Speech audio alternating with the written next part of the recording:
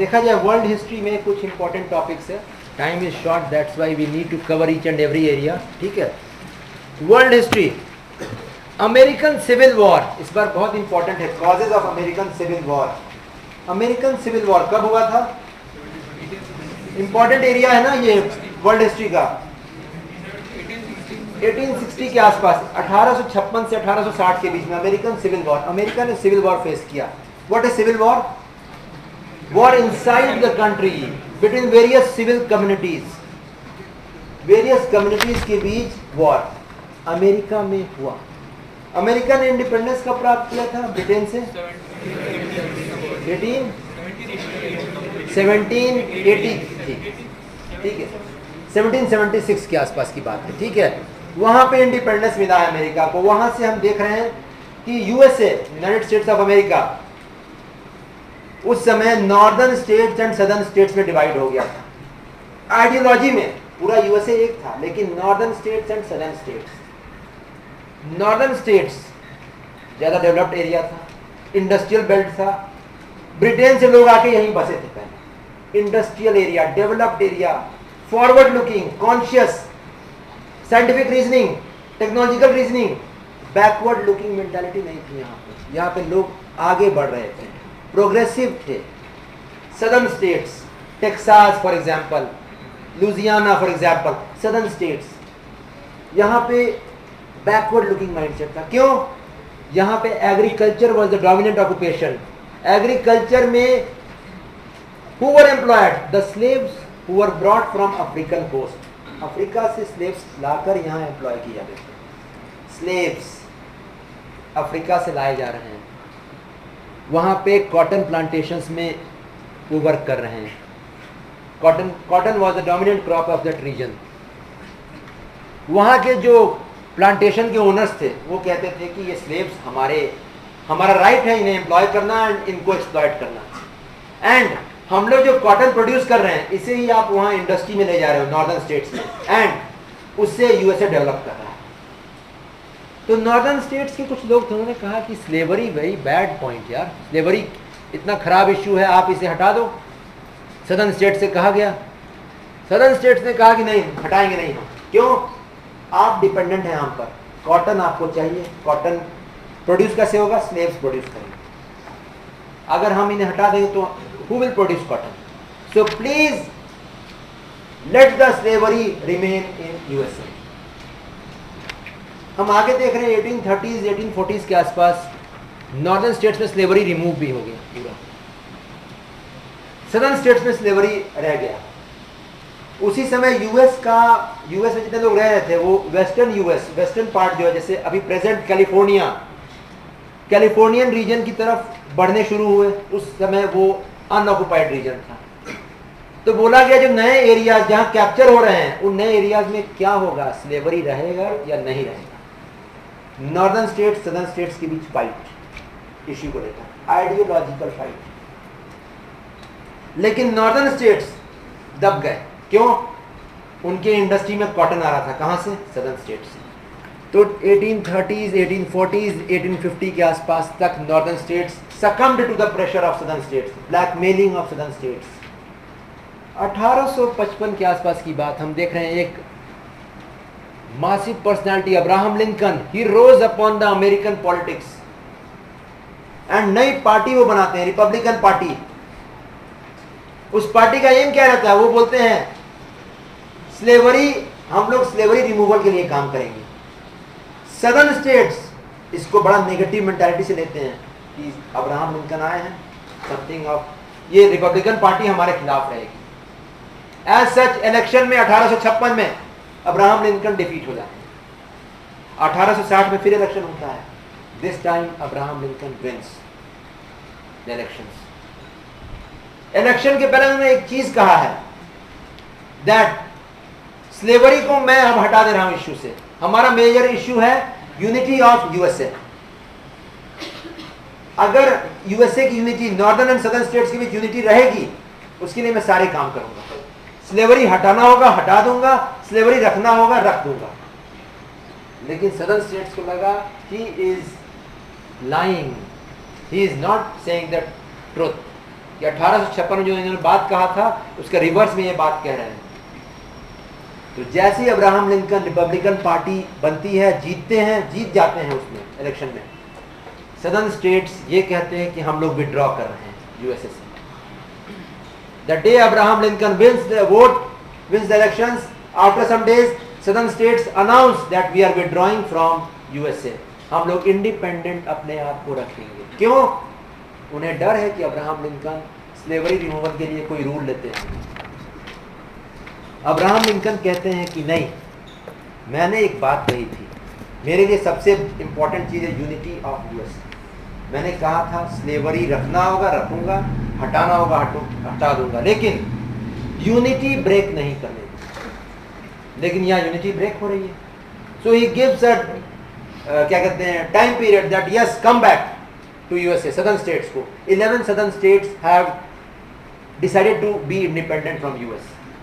वो बोलते हैं कि आपको टाइम दिया जाता है, आप वापस आ जाइए, otherwise we will declare a war upon.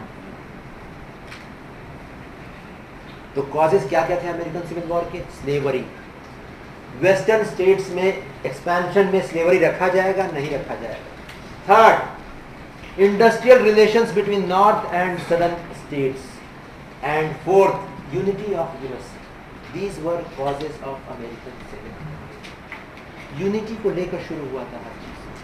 Got it? Any problem still now? आगे देखते हैं हम कि नॉर्दर्न स्टेट्स जो अब्राहम लिंकन के अंडर में थे, वो लोग उनके ऊपर वॉर डिक्लेयर करते हैं southern states.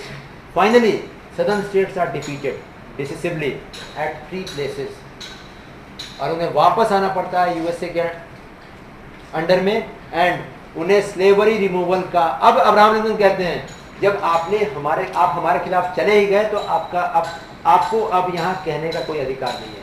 We are going to abolish slavery. Abraham Lincoln abolish slavery. Southern states में अबॉलिश होता है। ऑल ओवर यूएसए एक पॉलिसी आती है स्लेवरी के ऊपर, एंड इसका रिजल्ट एक होता है कि यूनिटी आती है यूएसए में। लेकिन Abraham Lincoln is assassinated after 5 years by a supporter of slavery, pro-southern state supporter. That was the last phase America experienced any type of civil war. उसके बाद जो यूनिटी बनी वो आज तक ग्रो कर रही है। नहीं, मेजर इश्यू हट गया। अब overall USA it's based upon scientific reasoning. Everywhere industrial expansion has been done. पूरा डेवलपमेंट हर जगह चला गया है यूएसए में। अब कोई इशू नहीं है। सिविल वॉर फिनिश ऑफ हो गया उस समय। Causes of civil war, it's very important for this year UPSC. हो जाएगा। नेक्स्ट, इस बार फर्स्ट वर्ल्ड वॉर के 100 years हो रहे हैं। ठीक है। So First world War began in 1914। तो फर्स्ट वर्ल्ड वॉर के ऊपर क्वेश्चन आ सकता है, ramification short term and long term, या impact short term and long term impact of First world War. First world War क्यों बिगिन हुआ था? Yes, First world War, why did it begin? What were the causes of First world War? क्या cause था First world War का? I hope you have read it ना। It's very interesting ना First world War. War is always interesting to read, to study, not to fight. Okay, तो first world war के क्या causes थे बताइए? Struggle between कुछ countries के बीच struggle. कौन सी कंट्रीज? जर्मनी राइज कर गया था उस समय। जर्मनी ने बिस्मार्क के अंडर में यूनिफिकेशन, जर्मनी यूनिफाई किया। 1870s की बात है। उसके बाद हम देख रहे हैं जर्मनी में एक कंसेप्ट ग्रो आउट किया, एक्सट्रीम नेशनलिज्म का। What is extreme nationalism? Yes, what is nationalism? Nation is group of people having common belief, common ideas. वहां तक सब सही है। नेशनलिज्म का ये कंसेप्ट है। Extreme nationalism is our ideas are good, other ideas are bad. आपकी ideas खराब। Extreme nationalism, German nationalism Nationalism in Italy is known as extreme nationalism. That means our ideas, our nationalism is good, and anyone who has ideas other than ours, he is bad. Got it? तो Germany ने extreme nationalism के concept को harbour किया. किसके खिलाफ? England, France, Russia. ये 3 countries थी जिनके अंडर में पूरा वर्ल्ड उस समय ऑक्युपाइड था. जर्मनी ने कहा कि हमारा भी हक बनता है कि हमारे कुछ एरियाज रहें. तो पहला रीजन था extreme nationalism in Germany. Second, Africa एक एरिया था, उस समय तक अनऑक्युपाइड था. अफ्रीका को लेकर फाइट शुरू हुआ 1890s में. So fight for territorial possessions in Africa, North Africa specially, जो अभी आप देख रहे हैं सहारा डेजर्ट का जो रीजन है. Second point. Third point, UK, France, Russia, इन्होंने ये डर गए एक्सट्रीम नेशनलिज्म से, तो इन्होंने क्या किया? They went on to form an alliance. आपस में इन्होंने अलायंस बनाया. इधर जर्मनी ने ऑस्ट्रिया के साथ और इटली के साथ अलायंस बनाया. Alliance means group of 3 like minded countries, 4 like minded countries. Germany, Italy, Austria एक तरफ extreme nationalism, France, UK, Russia एक तरफ. हमें सेफ रखना है, अपने आप को सेफ करना है, हमारे पोजेशंस सेफ रखने हैं. अलायंस क्यों बनाए गए थे? कि हम तीनों में से किसी एक पे भी किसी कंट्री ने अटैक कर दिया, हम तीनों एक साथ फाइट करेंगे. फ्रांस ने कहा अगर मेरे पे जर्मनी अटैक करता है तो Russia and UK will come with me. Got it? And another important cause was this rise of German aspirations of occupying the whole world. उस समय विलियम काइजर, उनके एस्पिरेशंस ये थे कि that Germany should occupy the whole world in the next 2 or 3 decades. Rising German aspirations and German supporters थे इसमें. Germany supported that till now. सारे जो यूरोपियन कंट्रीज हैं उन्होंने हमें फ्लर्ट किया है आज तक. हमारी यूनिटी नहीं रही है, अब हम लोग यूनिफाई कर गए. Now we will support any aspiration which is aimed at capturing the whole world. So rising German aspirations, ये कॉजेस थे. शॉर्ट टर्म कॉज क्या था? किसी का असैसिनेशन हुआ था. फ्रांसिस फर्डिनेंड का assassination. Who was this person? Austrian prince who was going to take over the throne of Austria. Assassination क्यों हुआ था? किसने किया था? किसी सर्बियन ने किया था. सर्बिया कौन सा रीजन है? Serbia. Have you heard the name of this country? Yugoslavia. Yugoslavia was a country, now after 1991 it has disintegrated. Serbia, Montenegro, Croatia, Slovenia, ठीक है, डिसइंटीग्रेट कर गया यूगोस्लाविया.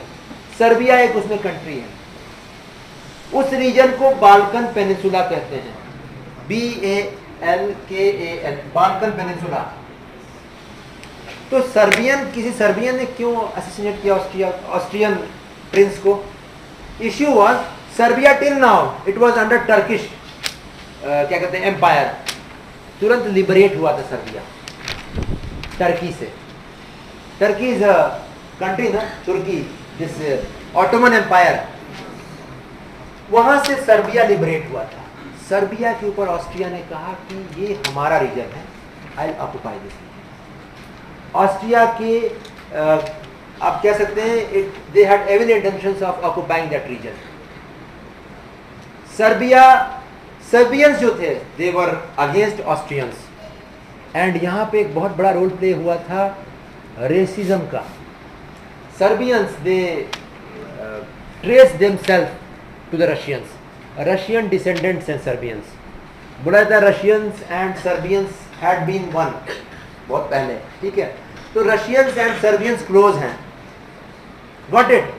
होता है ना क्या the concept of Aryans and concept that Indians are close to some, ठीक है. वैसे ही बोला गया Serbians had been close to Russians. Austrians से वो पूरा सेपरेट थे. तो ऑस्ट्रिया ने जब कहा कि नहीं, Serbia is our part and instigate करना शुरू किया ऑस्ट्रिया ने तुरंत। उस पर किसी सर्बियन ने असैसिनेट कर दिया आर्क ड्यूक फ्रांसिस फर्डिनेंड को। रिजल्ट क्या हुआ? ऑस्ट्रिया ने कहा सर्बिया को, you should feel sorry for this and आप कुछ ये कंडीशंस एक्सेप्ट कीजिए, अदरवाइज हम लोग कैप्चर करेंगे आपको। सर्बिया ने कहा नो, हम लोग नहीं एक्सेप्ट करेंगे कुछ भी। Resultant Austria mobilise its troops in Serbia. Serbia ने रशिया से सपोर्ट मांगा, रशिया ने सपोर्ट दे दिया। एक तरफ से सर्बिया यूएसएसआर, एक तरफ से ऑस्ट्रिया। ऑस्ट्रिया को सपोर्ट दे दिया जर्मनी ने। Germany it wanted to start a fight. उसने कहा यूएसएसआर को that you take back your troops, otherwise we are going to come. USSR को उसने कहा and even before waiting for the answer it went on to capture that region, supported Austria. उसके बाद Germany ने कहा France को, France was just besides Germany, that you better remain out of this war. France said that till now I have not said anything. War से मेरे को कोई मतलब भी नहीं है, तो जर्मनी मुझे क्यों कह रहा है? Germany said you remain neutral. Again, before waiting for any answer from France side, Germany captured France. So France ultimately was involved. उसके बाद बेल्जियम एक कंट्री है, उस पर भी ऑक्युपाई कर लिया जर्मनी ने। बेल्जियम को ऑक्युपाई किया तो इंग्लैंड आ गया सपोर्ट में। रशिया आ ही क्या था? France on one side and on one side it was Germany and Austria. Italy, the country of Italy, it went on the side of France, Russia and UK in 1915. 1914 में war start हुआ था, Italy 1915 में Russia and France and UK को join कर लिया। 1917 तक Germany upper hand पे था। Germany was going to win this war. Everything was going conducive according to Germany's plans. France and UK, they had got exhausted until one mistake, grave mistake by Germany. That was the mistake. It went on to bombard every ship and every submarine which was coming to UK. कुछ ships उसमें US की थी. US was dragged into the war. And once US was dragged, Germany had to accept defeat. Within 6 months, Germany was defeated. So that was the whole course and the causes of First World War. First World War का सबसे बड़ा impact हुआ, Germany को बहुत बड़ा पे करना पड़ा पेनाल्टी, इतना बड़ा अमाउंट पे करना पड़ा। Just imagine that amount was in billions of pounds at that time. It was to pay to whom? To UK, to France, to Russia, to US. जितना भी डिस्ट्रॉय किया था जर्मनी ने उसके लिए, प्लस जर्मनी के पोजेशंस दे दिए गए, टेरिटोरियल पोजेशंस। जर्मनी को एक छोटे से कंट्री के रूप में तब्दील कर दिया गया। जर्मनी के अंदर में इकोनॉमिक डाउनटर्न शुरू हो गया। Italy was assured by Russia that you will get something in return, you come to our side, कुछ टेरिटरी आपको मिल जाएगा। इटली पहले जर्मनी के साइड आने वाला था, ठीक है, जर्मनी के साथ उसने अलायंस साइन भी किया था, लेकिन जर्मनी से उसने पूछा क्या तुम मुझे कुछ दोगे टेरिटरी? जर्मनी ने कहा नो, नो टेरिटरीज, जितना आप दोगे ले लो, ठीक है, I am not going to help you. उसने रशिया से पूछा क्या कुछ टेरिटरीज मुझे मिलेंगी? रशिया ने कहा यस, थोड़ा बहुत हम लोग दे देंगे आप। रशिया ने जितना प्रॉमिस किया था, या रशिया, यूके एंड फ्रांस ने, उतना इटली को नहीं दिया। इसीलिए इटली सेकेंड वर्ल्ड वॉर में जर्मनी के साइड से आ गया। It was all because of territorial possessions. Got it? So basic cause was one, growing enmity between the colonial powers. Second, North African region. Third, racial differences. अब समझ लीजिए कि second world war भी शुरू हुआ। Second world war में भी आपको पता होगा Germany, Italy and Japan were on one side. Extreme nationalism Germany में नाजिज्म का रूप लेता है, एक्सट्रीम नेशनलिज्म इटली में फैसिज्म का रूप लेता है, जापान में भी एक्सट्रीम नेशनलिज्म रहता है। तीनों कंट्रीज पूरे वर्ल्ड को कैप्चर करने के लिए वर्ल्ड वॉर 2 में पार्टिसिपेट करती हैं। World war 2 ends upon a very sad note ना, न्यूक्लियर बॉम्ब न्यूक्लियर अटैक होता है जापान के ऊपर, हिरोशिमा और नागासाकी के ऊपर। उसके बाद हम देखते हैं in between the second world war United Nations has been formed. उस समय पता है सबसे बड़ा यूएन के ऊपर कौन सा रोल दिया गया कि आपको क्या करना है? यूएन ने एक कमेटी बनाई, बोला गया कि व्हाट इज रेस को लेकर आज तक सारी लड़ाइयाँ हुई हैं, first world war, second world war, that I am of superior race. Hitler ने कहा I am of superior race, England ने कहा I am of superior race, France ने कहा I am of superior race. So UN was given this function that what is a race. पहले आप निकालो, UN ने एक कमेटी बनाई under a sociologist, what is a race, does the concept really exist. Second point, do the people of one country are they superior to people of other countries? क्या German superior हैं, क्या UK superior हैं, क्या French people superior हैं Indian से या African से। And third point, अगर रेस एग्जिस्ट करता है तो वर्ल्ड का फ्यूचर क्या है। उस कमेटी ने रिपोर्ट दिया 2 इयर्स के बाद, उसने कहा race word doesn't exist because there is nothing called as racial superiority.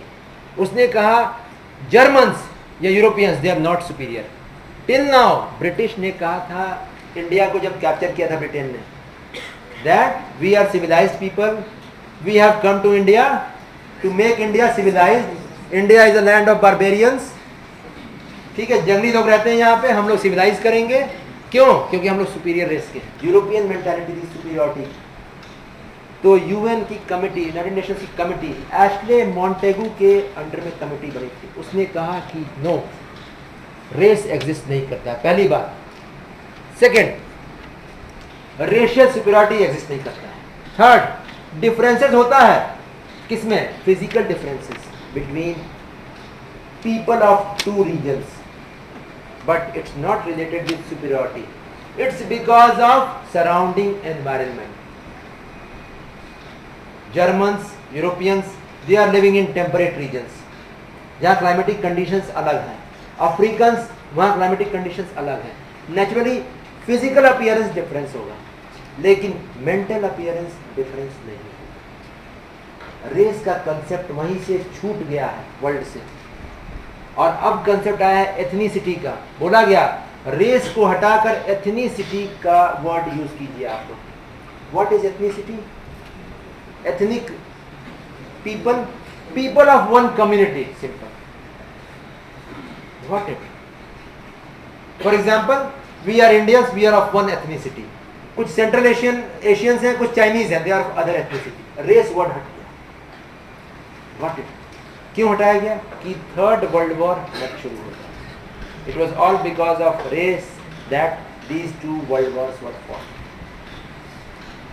तो फर्स्ट वर्ल्ड वॉर का रैमिफिकेशन आ सकता है short term, long term. Short term ramification आपको इंटरनेशनल लेवल पे दिखाना है, रीजनल लेवल पे दिखाना है। रीजनल मींस यूरोपियन लेवल पे। Long term ramification international level पे, रीजनल लेवल पे। 2 पॉइंट्स सब में, 8 points in all, you are going to get marks. Got it? Regional Europe के लिए रैमिफिकेशन शॉर्ट टर्म, इकोनॉमी खराब हो गई, डिस्ट्रक्शन हो गया, नहीं। शॉर्ट टर्म इंटरनेशनल वर्ल्ड के लिए, वर्ल्ड ओवर एवरी कंट्री क्या कहते हैं, every country experience some kind of civil war और civil strike because of First world War. हर जगह कुछ इंपैक्ट पड़ा। Second, industry all over the world was affected. Short term ramification. Long term ramification Europe के लिए Second world War का origin इसी कारण होता है।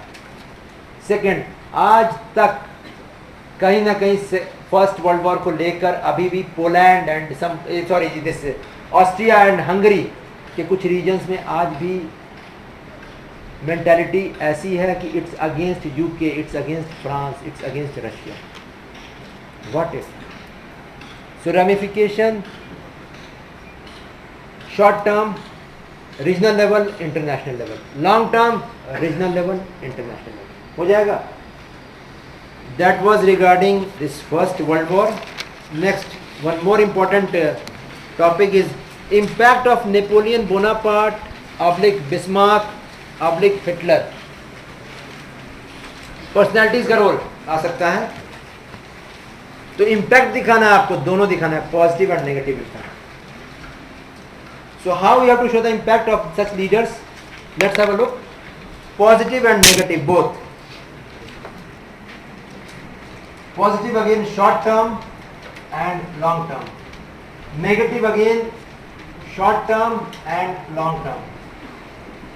सब में 2 points, it's more than enough. History के किसी भी क्वेश्चन में अगर इम्पैक्ट पूछा है, short term long term, short term long term, positive and negative impact हो जाएगा। फैक्चुअल क्वेश्चन है। बिस्मार्क के बारे में आप देख लीजिएगा, डिवाइड कर लीजिएगा इसमें। हिटलर के बारे में देख लीजिएगा, ठीक है।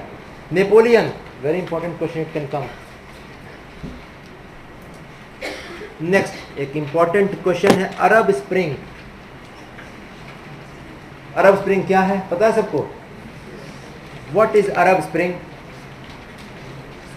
2010-11 की बात है।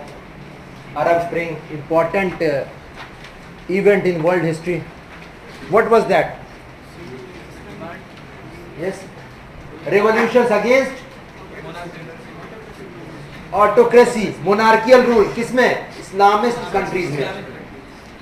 शुरू होता है ट्यूनीजिया से, फिर इजिप्ट में जाता है, हम देखते हैं 2010 की बात है। अभी तक हो रहा है ना, सीरिया में अभी तक हो रहा है, लिबिया में हो रहा है, everywhere all the North African countries have been affected. The name of this revolution, it has been given Arab Spring. Got it?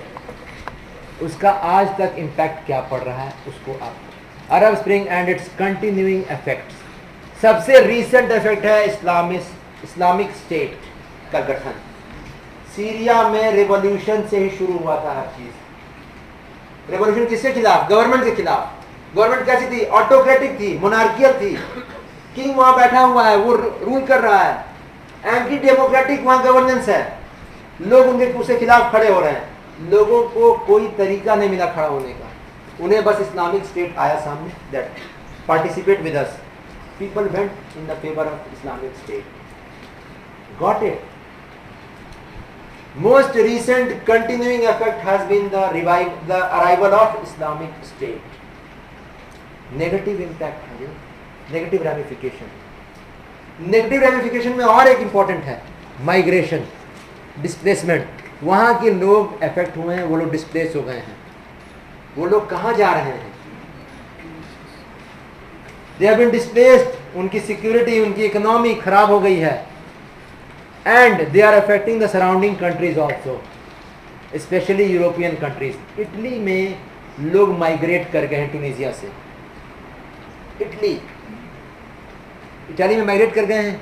Italy से आपको नहीं लगता यूरोप में एक, what is the concept of visa in Europe? Visa, Europe में visa, what is visa? Passport and visa होता है ना। What is passport? नहीं पता है, बनवा लिए बस काम हो गया। नहीं, व्हाट इज पासपोर्ट? आइडेंटिफिकेशन। किस चीज के लिए? नेशनैलिटी के लिए। क्यों? जिस कंट्री से ओरिजिन हो रहा है ट्रैवलर का, वहां पे उसकी आइडेंटिटी प्रिस्क्राइब्ड रहनी चाहिए, परफेक्ट प्रूफ के साथ पासपोर्ट में। Visa, what is visa? Visiting country, जहां विजिट करने वाले हैं वहां से एसेंट आता है कि आप आ सकते हैं कि नहीं। Visa, you need a visa to go to other country. That country will allow you और नॉट। अगर उसने वीजा दे दिया है तो आपको अलाउ है वहां। यूरोपियन कंट्रीज में एक कंसेप्ट है शेंजेन वीजा का। Shenzhen visa, let's have a look. What is Shenzhen visa? What is Shenzhen visa? Shenzhen agreement हुआ था एक, यूरोपियन यूनियन जब बना था उसके बाद शेंजेन एग्रीमेंट हुआ था, 1990s की बात है, ठीक है। उसमें बोला गया 1980s, सॉरी, उसमें बोला गया कि हम लोग यूरोपियन यूनियन बनाने वाले हैं, हम लोग सब कोई एक हो रहे हैं, सारे कंट्रीज। क्यों नहीं? हमारे यहाँ क्यों ऐसा है कि फ्रांस से कोई बंदा जर्मनी विजिट करने जा रहा है तो उसे भी वीज़ा की जरूरत है? Y? So remove visa restrictions in between us. Schengen Agreement. तो वहां पे एक कंट्री से दूसरे कंट्री में कोई जर्मन अगर फ्रांस में जा रहा है उसे वीजा जरूरत नहीं है, शेंजन एग्रीमेंट के तहत। प्लस कोई इंडियन अगर यूरोप जा रहा है तो उसे शेंजन वीजा चाहिए होगा। 15 कंट्रीज का ग्रुप है, आपको शेंजन वीजा मिल गया, आप 15 कंट्रीज जाके विजिट कर सकते हैं। आपको नहीं मिला, आप एक भी कंट्री नहीं जा सकते। Schengen visa, got it? 15 countries group, 1 visa. इसमें 2 एस्पेक्ट है। 1 French person is going to Germany, no visa. 1 German is going to Italy, no visa. Plus 1 Indian, if he gets Schengen visa he can visit 15 countries. Got it? तो Arab spring में Italy में लोग चले गए, Italy कोई दिक्कत नहीं हुई। इटली से ट्रेन से लोग फ्रांस चले गए, अब फ्रांस को दिक्कत हो गई। दैट हाउ कम इटली से लोग आ रहे हैं। इटली में कहां से लोग आए थे? अफ्रीका से आए थे, ट्यूनीजिया से, इजिप्ट से। फ्रांस आ गए। फ्रांस ने क्वेश्चन कर दिया, just 2 months back this was in news. France question that Schengen visa से क्या मुझे विड्रॉ करना पड़ेगा? I take withdrawal steps. Why? Because मेरे जो बैरियर्स हैं वो इटालियंस के लिए नहीं है। इटली में लोग आ रहे हैं, इटली से तो मेरा बॉर्डर ओपन है। तो उसने कहा कि शेंजन वीजा का ये घाटा हो रहा है कि हमारी कंट्री में फॉरेनर्स आ रहे हैं, स्पेशली द इस्लामिक कंट्रीज से, वाया इटली। इटली से बॉर्डर क्लोज करना पड़ेगा मेरे। अभी न्यूज में था ये अरब स्प्रिंग का माइग्रेशन पे इम्पैक्ट। फ्रांस एंड इटली के रिलेशंस खराब हो रहे हैं इसको लेकर। France is saying we will have to start border issues with Italy. हमें ट्रेन बंद करना पड़ेगा, हमें शेंजन वीजा से विड्रॉ करना पड़ेगा। Got it? Continuing effects. इसलिए ये क्वेश्चन इंपॉर्टेंट है। अरब स्प्रिंग हो जाएगा। Next let's have a look. Autumn of the Nations एक कंसेप्ट है। Autumn of the Nations, Autumn of the Nations, world history. ये क्या था? Yes, what was this? USSR disintegration 1989 के आसपास की बात है। USSR was a country, it disintegrated. Ukraine आ गया सामने, नहीं, बेलोरसिया हो गया, कजाकिस्तान हो गया, किर्गिस्तान हो गया, अजरबैजान हो गया, न्यूमरस कंट्रीज। उस पूरे प्रोसेस को ऑटम ऑफ द नेशंस कहते हैं। This phrase signifies a revolution that occurred in the communist countries in late 1980s।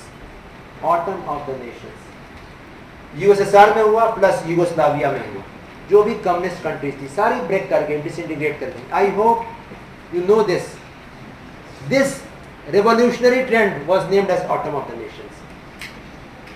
हो जाएगा? ऑटम ऑफ द नेशंस थोड़ा जाकर इंटरनेट से निकाल लीजिएगा, कौन कौन सी कंट्रीज कैसे डिसइंटीग्रेट की थी, यूगोस्लाविया में क्या हुआ था। It's important for this year. Any type of questions can come. Causes behind autumn of Nations, effects of autumn of Nations. सबसे बड़ा इफेक्ट पड़ा है, आज तक रेवोल्यूशंस कंटिन्यू कर रहे हैं all over world. Arab spring is the most recent one. It's because autumn of the Nations started a new era in world politics. कि अगर आप ऑटोक्रेसी कीजिएगा, अगर आप मोनार्कियल रूल कीजिएगा, तो हमारे यहाँ रेवोल्यूशंस हर जगह होंगे।